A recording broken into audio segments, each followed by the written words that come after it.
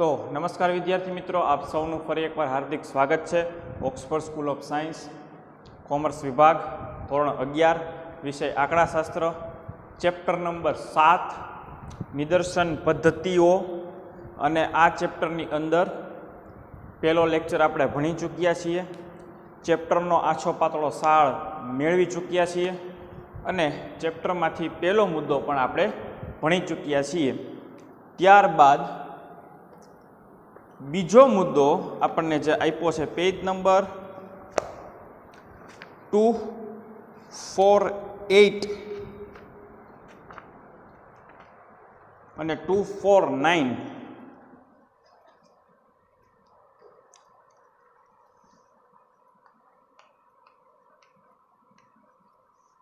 Page number 249 second जे आपने point आप्यो छे ई समष्टि तपास और निदर्श तपासनो छे। एनी पहेलानो जे प्रथम पॉइंट हतो ए शुं हतो तो के समष्टि एटले शुं अने निदर्श एटले शुं। आछो पातळो समष्टि विषे तमारे ख्याल मेळवવાનો अने आछो पातळो तमे निदर्श विषे तमे ख्याल मेळवो। हवे तो के समष्टि अने निदर्श विषे तो तमे समजी गया। हवे एनी तपास केवी रीते करवी, कई परिस्थितिओनी अंदर कई तपास करवी, कई परिस्थितिओनी अंदर कई तपास वधु योग्य छे, समष्टि तपास वधु योग्य छे कि निदर्श तपास वधु योग्य छे, ए तमाम बाबतनी माहिती हवे आपणने सेकंड पॉइंट थी एटले के 7.2 थी मळशे। तो जो पॉइंट नंबर 7.2 अने एमां समष्टि तपास अने निदर्श तपास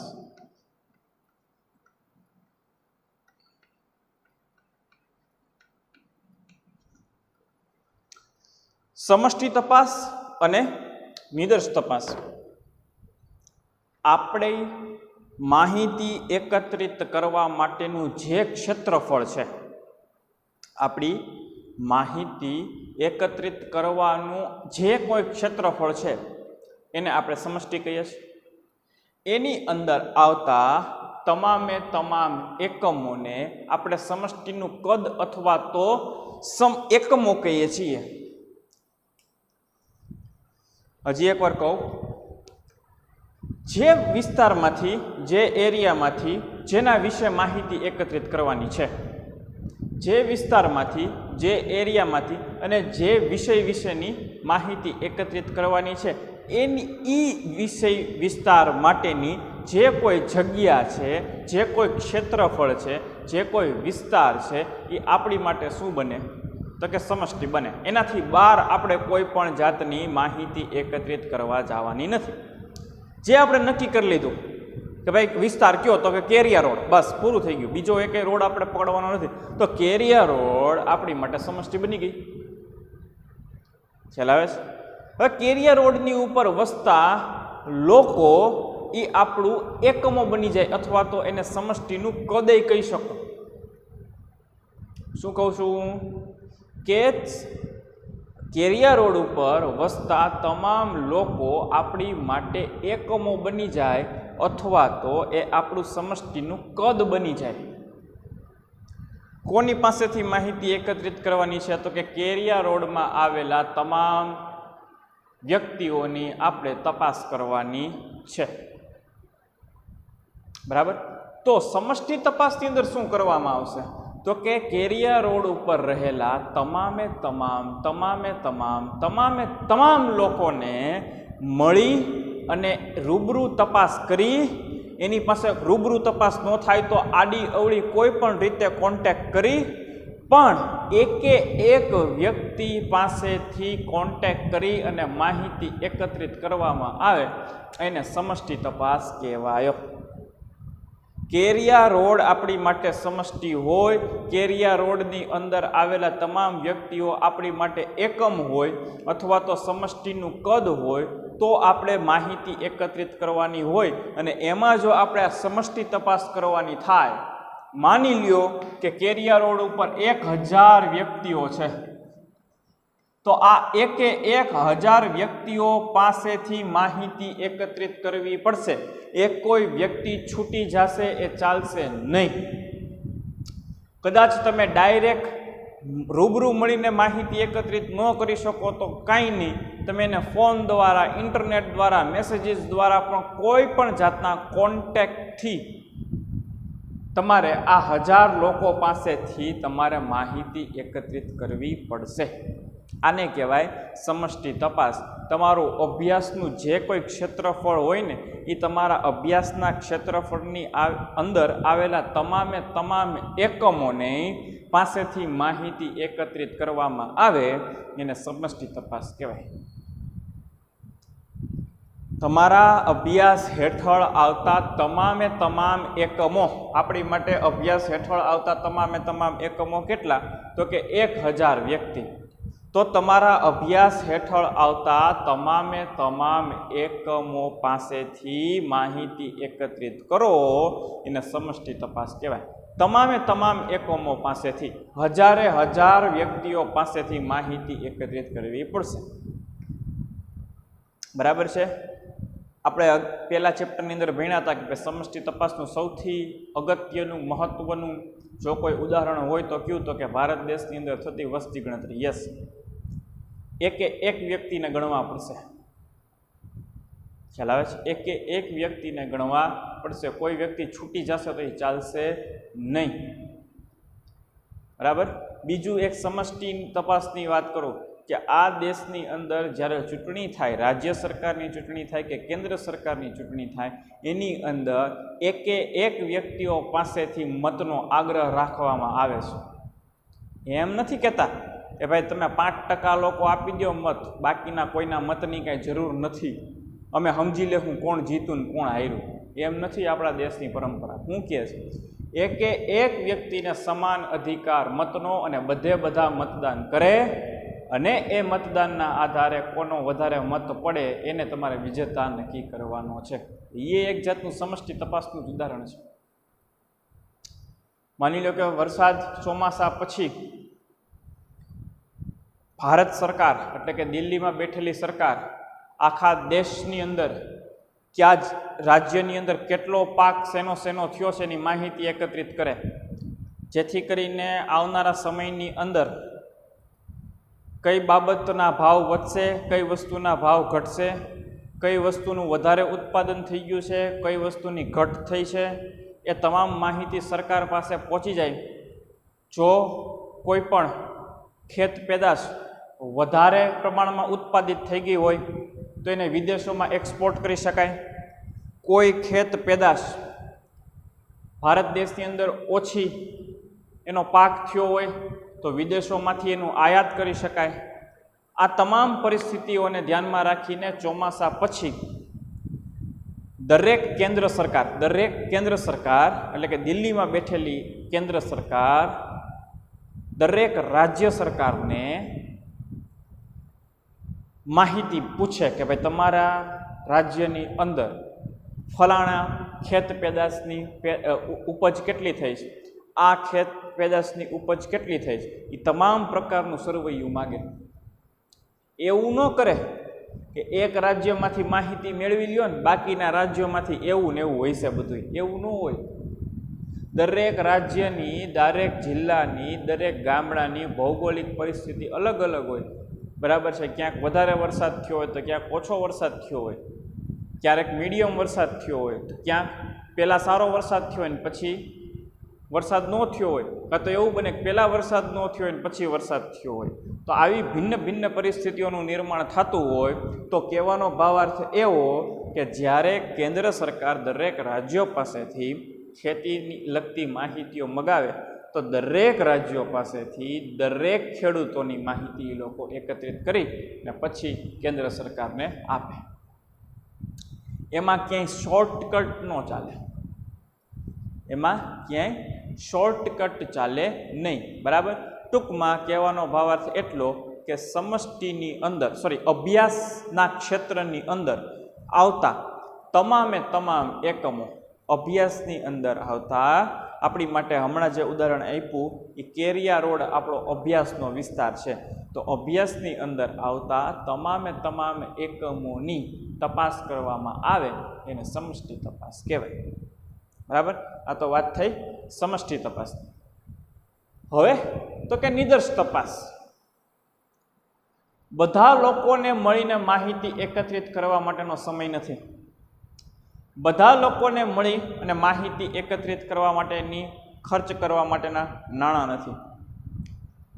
બધા વ્યક્તિઓને કોન્ટેક્ટ કરી અને માહિતી એકત્રિત કરવા માટેનો સમય નથી.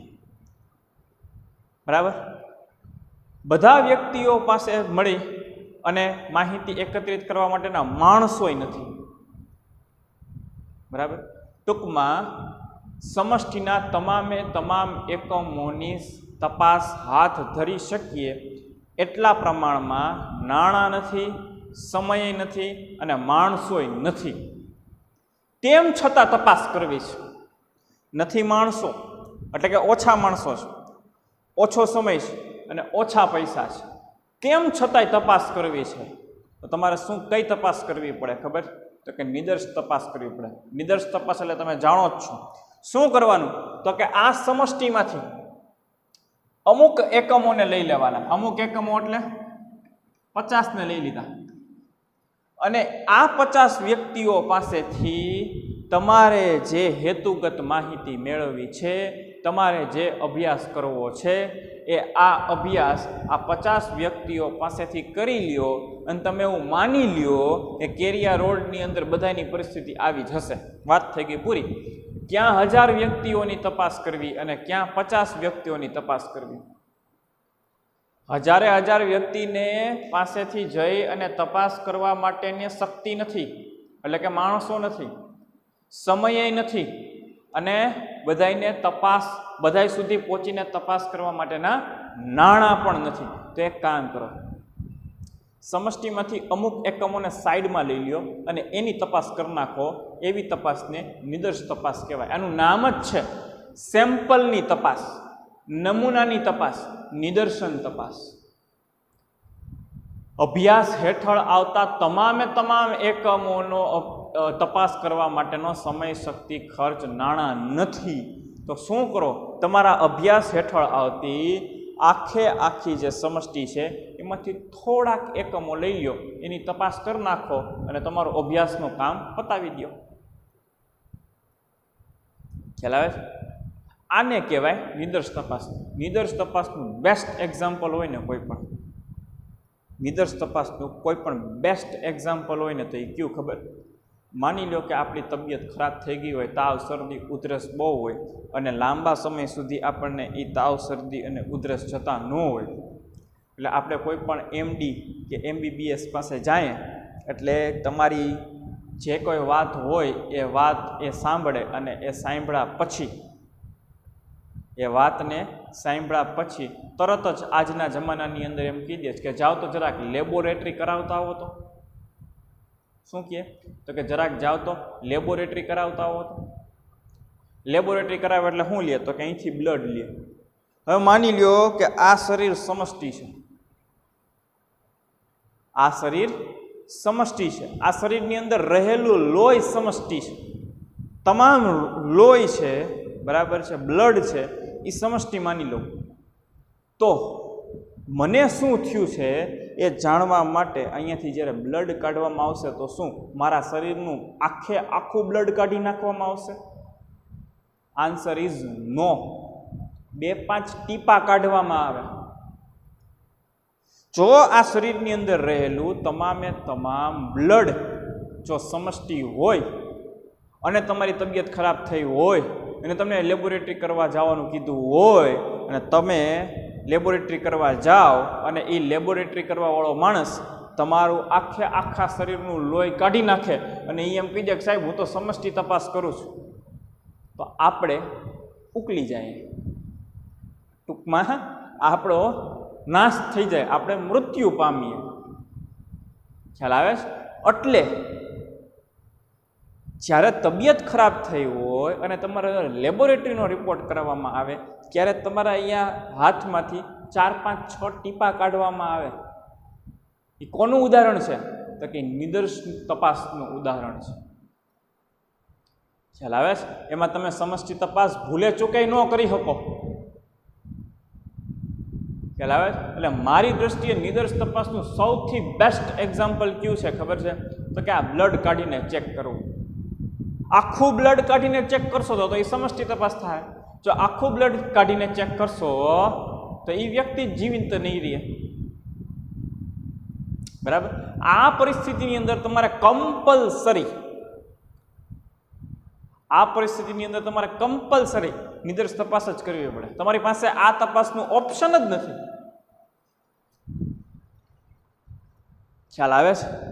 એટલે અમુક એવી ઓછી બાબતો છે કે જેમાં તમારે ફક્ત ને ફક્ત સમષ્ટિ તપાસ જ કરવી પડે. પણ આજના આ આધુનિક યુગની અંદર કે જેની અંદર સમય એ જ નાણું છે, બરાબર, એવા સમયની અંદર તમામ પ્રકારની તપાસ આજના સમયગાળાની અંદર નિદર્શ તપાસથી જ કરવામાં આવે છે. અને આ તપાસના દ્વારા જો કોઈ પણ નિર્ણય લેવામાં આવે છે. હવે લોકો આવું કંઈ બહુ કરતા નથી. આ સમષ્ટિ તપાસની પાછળ બહુ કંઈ પડતા નથી. બને ત્યાં સુધી આ કોઈ સમષ્ટિ તપાસની અંદર પડતું નથી. બધા શું કરી નાખે? નિદર્શ તપાસ. ફટાફટ તપાસ થઈ જાય, ફટાફટ નિર્ણય આવી જાય, ફટાફટ કામ શરૂ થઈ જાય, અને પાછો સમય શક્તિનો ખર્ચ બચે. ખ્યાલ આવે? તો સમષ્ટિ તપાસ એટલે શું? તો કે તમારા અભ્યાસ હેઠળ આવતા તમામે તમામ એકમોની તમે તપાસ કરો, એને સમષ્ટિ તપાસ કહેવાય. નિદર્શ તપાસ એટલે શું? તો કે તમારા અભ્યાસ હેઠળ આવતા તમામે તમામ એકમોમાંથી અમુક એકમોની જ તમે તપાસ કરો, એને નિદર્શ તપાસ કહેવાય. ચોપડીની અંદર જે બાબતો આપી છે વાંચી લઈએ અને પછી આપણે નેક્સ્ટ ટોપિક ઉપર જઈ શકીએ. અભ્યાસ હેઠળ આવતી સમષ્ટિના અભ્યાસ માટે બે રીતે માહિતી એકઠી થઈ શકે. એક સમષ્ટિ તપાસની રીતે માહિતી એકઠી થઈ શકે, એક નિદર્શ તપાસની રીતે માહિતી એકઠી થઈ શકે. જે રીતમાં સમષ્ટિના બધા એકમોની માહિતી એકત્ર કરવામાં આવે છે એને સમષ્ટિ તપાસ કહે છે. આપણે હમણાં જે વાત થઈ એ પ્રમાણે. પછી નીચે તમને એક ઉદાહરણ આપ્યું છે, એની કરતાં તમે ઝાઝા ઉદાહરણ મેં આપી દીધા. પછી ત્રીજા ઓલાની પેરેગ્રાફની અંદર આવો. જે રીતમાં સમષ્ટિમાંથી પસંદ કરેલ નિદર્શના એકમોની તપાસ કરી માહિતી એકત્રિત કરવામાં આવે છે તેને નિદર્શ તપાસ કહે છે. ખ્યાલ આવ્યો આખી બાબતનો? સમષ્ટિમાંથી અમુક એકમોની તપાસ કરવામાં આવે એને કેવું કહેવાય? તો કે એને નિદર્શ તપાસ કહેવામાં આવે. વળી પાછું નીચે તમને એના ઉદાહરણ આપ્યા છે, અને એમાંય જો એક બ્લડ ગ્રુપ વાળું ઉદાહરણ આપ્યું છે. કોઈનું બ્લડ ગ્રુપ જાણવું હોય, એ positive, B positive, C positive, જે કાંઈ હોય, નેગેટિવ, પોઝિટિવ, બરાબર, એ જાણવું હોય. માની લો કે મારે બ્લડ ગ્રુપ જાણવું હોય તો મારે શું કરવું પડે? એક ટીપું આપો એટલે જાણી શકાય, બરાબર. એની અંદર સમષ્ટિ તપાસ કરાય જ નહીં, એમાં કરી જ ન શકો. એમાં હંમેશા ને હંમેશા નિદર્શ તપાસ જ ફરજિયાતપણે કરવી પડે, બરાબર. એક ટૂંકમાં એક બાબત કીધું, સમષ્ટિ તપાસ અમુક બાબતોમાં તો કરવી જ પડે. અમુક બાબતો એટલે કે જેમ કે વસ્તી ગણતરી કરવી જ પડે, ચાલે જ નહીં. અમુક પ્રકારની કાયદાકીય માહિતી, સંવિધાનિક માહિતી, કાયદાકીય કોઈ પણ અમલીકરણ, એની અંદર સમષ્ટિ તપાસ જ હોય, એમાં નિદર્શ તપાસ ન થઈ શકે. પણ એ સિવાયના ઘણા બધા એવા તપાસો હોય કે જેની અંદર નિદર્શ તપાસ જ કરવામાં આવે છે. હવેના સમયની અંદર સરકારી કામને છોડી લગભગ બધા નિદર્શ તપાસ જ કરે છે એમ કહી દો તો ચાલે. માહિતી એકત્રિત કરવા માટે આપણી પાસે બે રીત છે, સમષ્ટિ તપાસ અને નિદર્શ તપાસ. જનરલી સરકારી ખાતા સિવાય હવે કોઈ સમષ્ટિ તપાસ કરતું નથી, અને સરકારી ખાતાવાળા હવે ધીમે ધીમે નિદર્શ તપાસ તરફ વળી જ રહ્યા છે, કારણ કે ખબર છે સમય, શક્તિ અને ખર્ચનો ખૂબ બચાવ થાય છે. ખ્યાલ આવ્યો? હવે તો કે નિદર્શ તપાસની જરૂરિયાત, આની જરૂરિયાત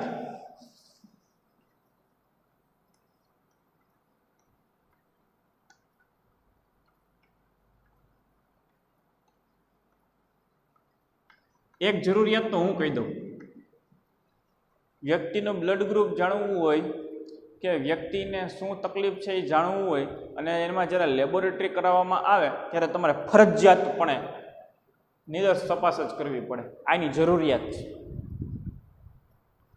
આ પરિસ્થિતિની અંદર બ્લડ ગ્રુપ કે તમારું ઈજાને જાણવા માટે તમે સમષ્ટિ તપાસ કરી જ ન શકો. બરાબર, એક તો હું તમને કહી જ દઉં વાંચ્યા વગર. વાસ્તવિક જીવનમાં આપણે નિદર્શનનો ઉપયોગ કરતા હોઈએ છીએ. એક ફેક્ટરીનું ગુણવત્તા નિયંત્રણ ખાતું ઉત્પાદિત એકમોની ગુણવત્તા ચકાસવા કુલ ઉત્પાદિત એકમોમાંથી યાદચ્છિક રીતે અમુક ચોક્કસ એકમો પસંદ કરે છે. ફેક્ટરીનું કુલ ઉત્પાદન સમષ્ટિ ગણાય અને તેમાંથી પસંદ કરેલા અમુક એકમોને નિદર્શ ગણાય છે. એ તો બધું ઠીક છે.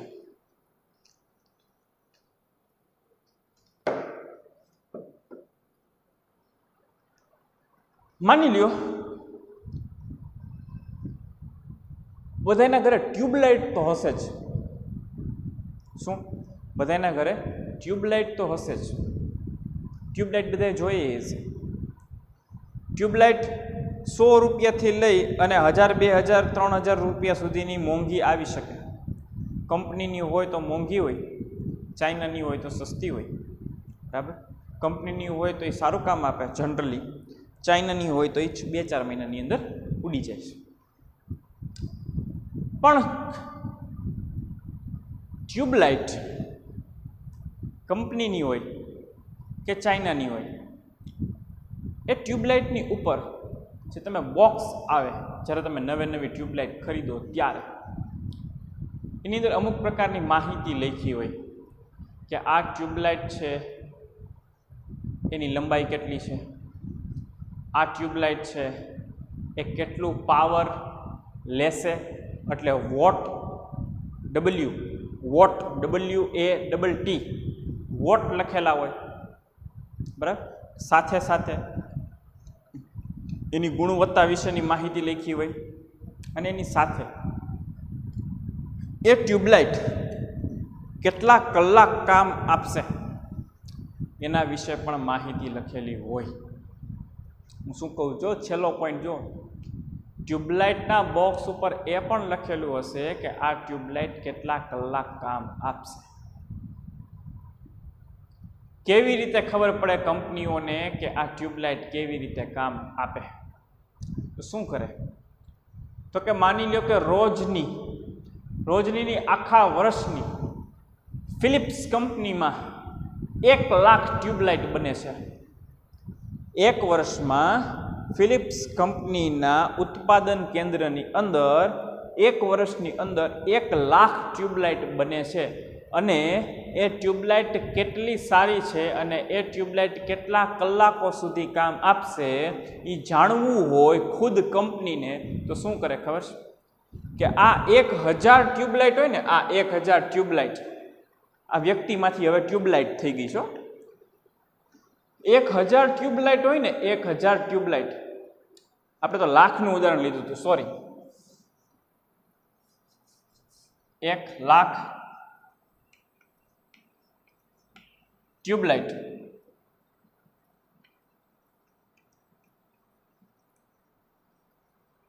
એક વર્ષની અંદર ફિલિપ્સ કંપનીની અંદર 1 લાખ ટ્યુબલાઇટનું ઉત્પાદન થાય છે.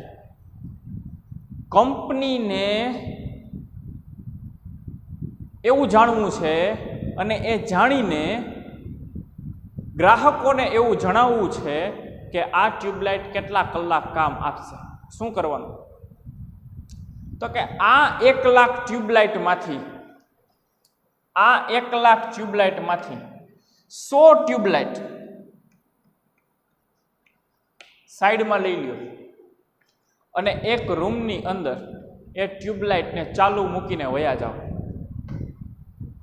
1 દિવસ, 2 દિવસ, 3 દિવસ, 4 દિવસ, 5 દિવસ, 6 દિવસ, 15 દિવસ, 20 દિવસ, 16 દિવસ, 50 દિવસ, 100 દિવસ, ગમે તેમ, જ્યાં સુધી એ ટ્યુબલાઇટો ઉડે નહીં ત્યાં સુધી એને ચાલુ ને ચાલુ મૂકી દો. પ્રોડક્શન કેટલું થાય છે, ઉત્પાદન કેટલું થાય છે? તો કે 1 લાખ ટ્યુબલાઇટ. બરાબર. તમારે જાણવા માટે કે કેટલા કલાક કામ આપે છે એ જાણવા માટે તમે કેટલી તપાસ, કેટલા ટ્યુબલાઇટની તપાસ કરો છો? તો કે માત્ર ને માત્ર 100 ટ્યુબલાઇટની. આ શું છે 100? તો કે આ તમારો નિદર્શ છે, નમૂનો છે, સેમ્પલ છે. સમષ્ટિ તો આ છે. તમે 100 ટ્યુબલાઇટને એક રૂમની અંદર ચાલુ રાખવા માટે મૂકી દીધી છે જ્યાં સુધી એ ઉડે નહીં ત્યાં સુધી. અને જેવી એ ઉડશે એટલે તમે ગણી શકશો કે કેટલા કલાક એ ટ્યુબલાઇટોએ કામ આપ્યું. અને એ પરિણામને આધારે દરેક કંપનીઓ પોતાના બોક્સ ઉપર એવું લખતી હોય કે આ કંપનીની અમારી ટ્યુબલાઇટ આટલા કલાક કાર્યરત રહેશે, એની 100% ગેરંટી આપીએ છીએ. જેટલા કલાક કામ ન કરે, એટલો સમય કામ ન કરે તો તમે જાણો જ છો કે આપણી પાસે ગેરંટી વોરંટીની ફેસિલિટી હોય છે. આપણે ચેન્જ કરી શકીએ અથવા તો બગડી ગઈ હોય તો રિપેર મફતમાં કરાવી શકીએ છીએ. પણ કહેવાનો ભાવાર્થ શું કે 1 લાખનું ઉત્પાદન હોય અને તમારી ટ્યુબલાઇટ કેટલા કલાક ચાલશે એ જાણવા માટે આ 1 લાખને તમારે તપાસ કરવાની જરૂરિયાત નથી. જો તમે આ 1 લાખ ટ્યુબલાઇટની તપાસ કરશો અને તમે બધાને ઉડાડી દેશો તો તમે વેચશો શું? ખ્યાલ આવે? એટલે બનાવો તમે 1 લાખ, તપાસ 100ની કરી લ્યો અને બધાય બોક્સ ઉપર લખી નાખો, આ બધાય બોક્સ ઉપર કે અમારી ટ્યુબલાઇટ ફલાણા કલાક ચાલે છે, એની અમે ગેરંટી જવાબદારી આપીએ છીએ. જો બગડશે તો અમે ચેન્જ કરી દઈશું. ખ્યાલ આવ્યો? બરાબર. આની જરૂરિયાત છે. ઘણા બધા એવા કામો હોય, ઘણા બધા એવા કાર્યો હોય કે જેની અંદર નિદર્શ તપાસ હાથ ધરવામાં આવતી હોય અને ફરજિયાતપણે તમારે નિદર્શ તપાસ જ કરવી પડતી હોય.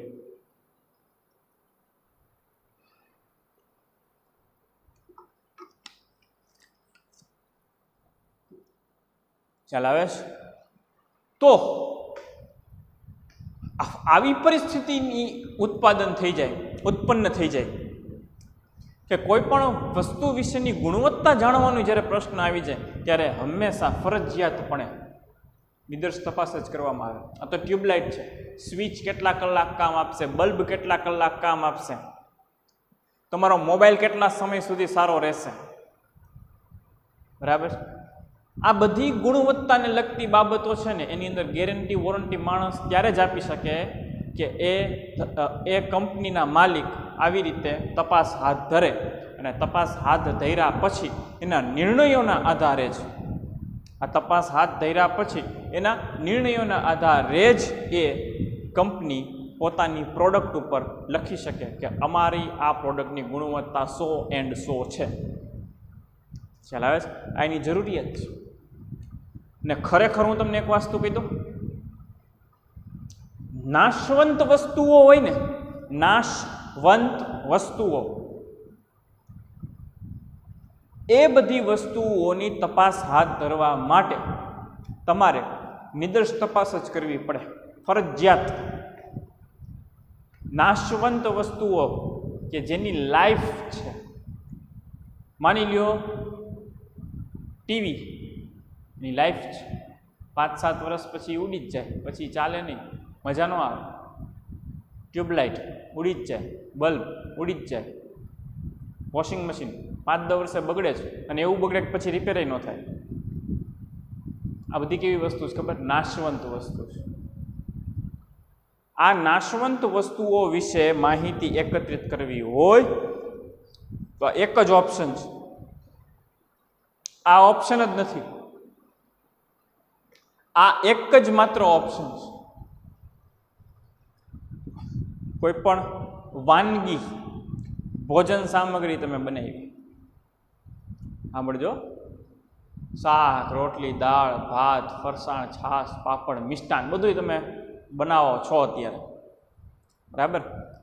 અને એ તમારી જે કાંઈ વાનગીઓ બનાવો છો એ સરખી બની છે કે નહીં એ જાણવા માટે તમે શું કરો છો ખબર છે ને?